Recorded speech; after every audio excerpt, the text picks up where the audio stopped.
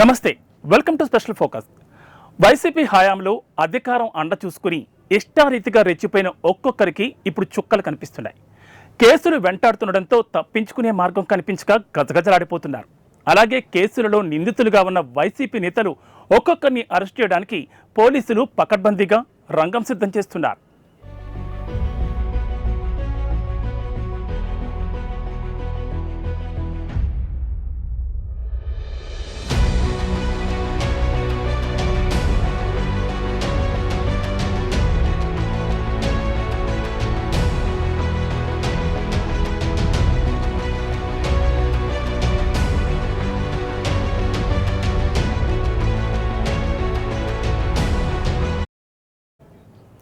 YCP ప్రభుత్వం 5 ఏళ్ల పాలన అవినీతికి హద్దే లేదన్నట్లుగా సాగింది.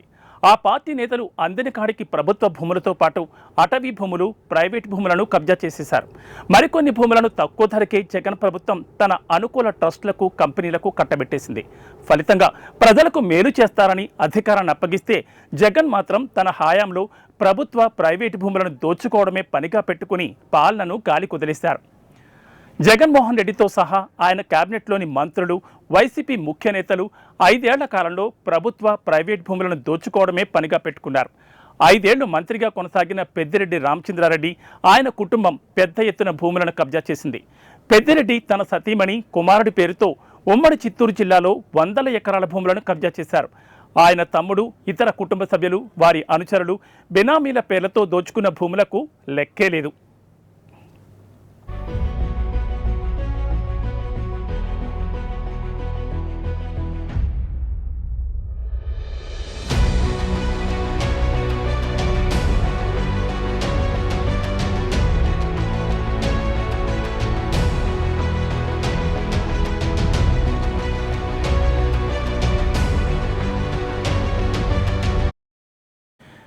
విశాఖలో విజయసాయిరెడ్డి భూదందా గురించి ప్రత్యేకంగా చెప్పాల్సిన పని లేదు. ఇలా వైసీపీ హయాంలో ఆ పార్టీ నేతల భూ కబ్జాల పర్వం 3 పువ్వులు 6 కాయలుగా సాగింది. దీనికి తోడు రేషన్ బియ్యాన్ని పక్కదారి పట్టించి కొందరు వైసీపీ నేతలు భారీ మొత్తంలో ప్రభుత్వ సొమ్మును జేబుల్లో వేసుకున్నారు. కాకినాడ పోర్టు వేదికగా రేషన్ బియ్యాన్ని దేశం ఎల్లలు దాటించి 100 కోట్లను వైసీపీ నేతలు ఆర్జించారనే ఆరోపణలు ఉన్నాయి. ఈ క్రమంలోనే మాజీ మంత్రి, వైసీపీ నేత పేర్ని నాని రేషన్ బియ్యం దోపిడీ ఘటన వెలుగులోకి వచ్చింది. దీంతో ప్రస్తుతం పేర్ని నాని, ఆయన భార్యతో పాటు మరో 4గురిపై కేసులు నమోదయ్యాయి. గోదాంలోని రేషన్ బియ్యాన్ని కాకినాడ పోర్టుకు తరలించి సొమ్ము చేసుకున్నట్లు పోలీసుల విచారణలో తేలినట్లు సమాచారం. ఈ క్రమంలో త్వరలోనే పేర్ని నానిని అరెస్టు చేసేందుకు పోలీసులు సిద్ధమవుతున్నారు. అలాగే జగన్ హయాంలో సకల శాఖల మంత్రిగా చక్రం తిప్పిన సజ్జల రామకృష్ణారెడ్డి, ఆయన కుటుంబం భూదందా వ్యవహారం సైతం వెలుగులోకి వచ్చింది.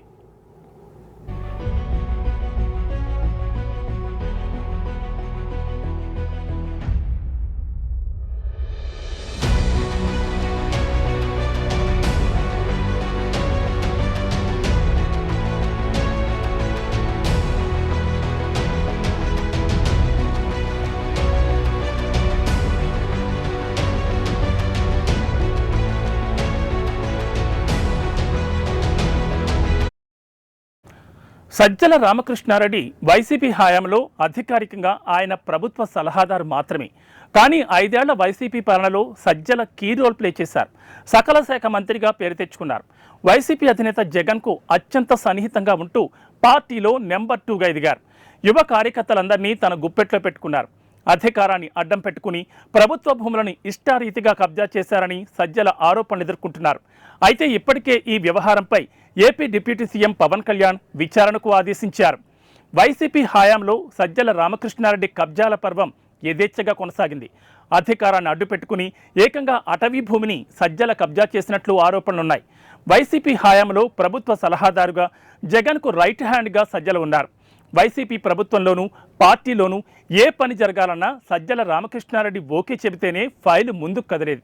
దీంతో అధికారాన్ని అడ్డుపెట్టుకుని సజ్జల భారీ ఎత్తున అవినీతి అక్రమాలకు పాల్పడినట్లు ఆరోపణలు వినిపిస్తున్నాయి.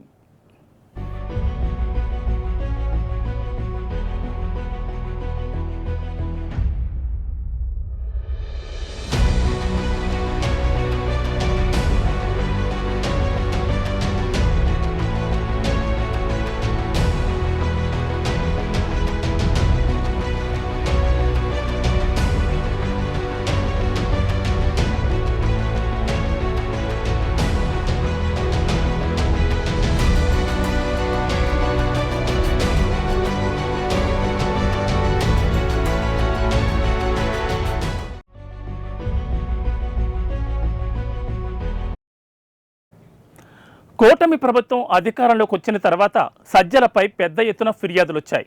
తమ భూములను కబ్జా చేశారని కూటమి ప్రభుత్వానికి పలు ఫిర్యాదులు సైతం అందాయి. దీంతో వాటిపై అధికారులు ఆరా తీస్తున్నారు. ఈ క్రమంలో తాజాగా సజ్జల రామకృష్ణారెడ్డి భారీ అవినీతి భాగోతం వెలుగులోకి వచ్చింది. సజ్జల బ్రదర్స్ ఏకంగా 42 ఎకరాల అటవీ భూమిని కబ్జా చేసినట్లు విమర్శలు వినిపిస్తున్నాయి. అందులో పండ్ల తోటలు, ఇతర పంటలు సాగు చేస్తున్నారు. అంతేకాకుండా అటవీ భూముల్లో గెస్ట్ హౌస్లు, పనివారి కోసం షెడ్లు కట్టించారు. అయితే సజ్జల పేరు బయటకు రాకుండా ఆయన అండతో సోదరులు, కుటుంబ సభ్యులు అటవీ భూములను ఆక్రమించినట్లు సమాచారం. వాళ్ళంతా సజ్జల బినామీలేనని ప్రచారం జరుగుతోంది. గత ప్రభుత్వంలో సజ్జల సోదరులు కడప శివారు ప్రాంతంలో చేసిన అక్రమాలు కూటమి ప్రభుత్వం అధికారంలోకి వచ్చిన తర్వాత వెలుగులోకి వచ్చాయి. కడప జిల్లాలోని చింతకొమ్మిదిన్నె మండలంలోని చిత్తూరు కర్నూలు హైవే సమీపంలో 146.75 ఎకరాలు సజ్జల కుటుంబ సభ్యుల పేరు మీద ఉన్నట్లు అధికారులు గుర్తించారు. ఆయన కుటుంబీకులైన సజ్జల సందీప్ రెడ్డి పేరిట 71.48 ఎకరాలు, సజ్జల జనార్దన్ రెడ్డి పేరిట 16.85 ఎకరాలు, వైద్య సత్య సందీప్ రెడ్డి పేరిట 21.46 ఎకరాలతో పాటు సజ్జల విజయ్ కుమారి పేరిట కొంత ఉన్నట్లు గుర్తించారు. ఈ భూములను సర్వే చేయగా ఇందులో 55 ఎకరాల మేర అటవీ భూములు, అటవీ ప్రభుత్వ భూములు ఉన్నట్లు అధికారులు తేల్చారు.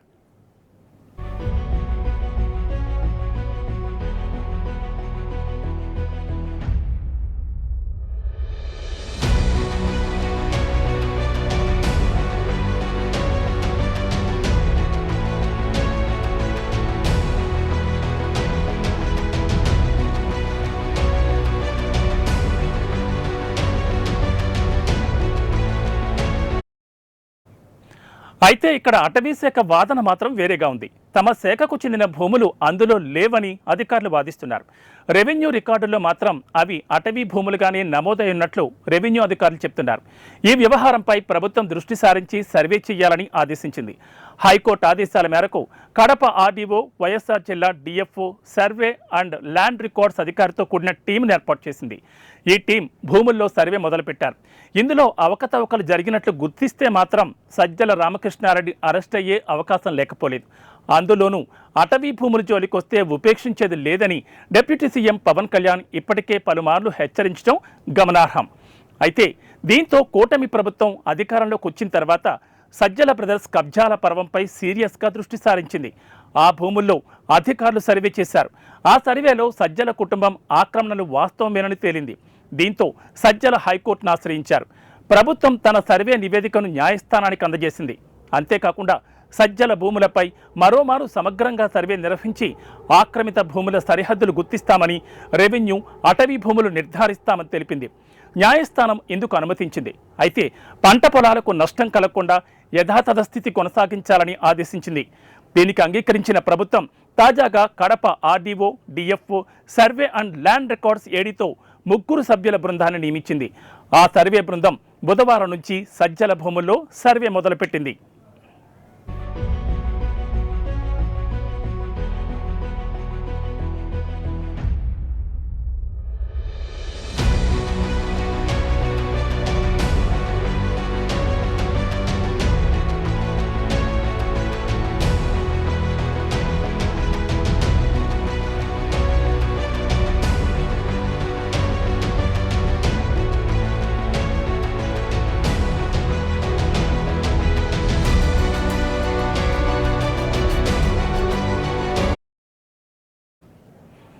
సజ్జల ఎస్టేట్లో అటవీ భూముల కబ్జాపై ప్రభుత్వ ఆదేశాల మేరకు మరోసారి సర్వే జరుగుతోంది.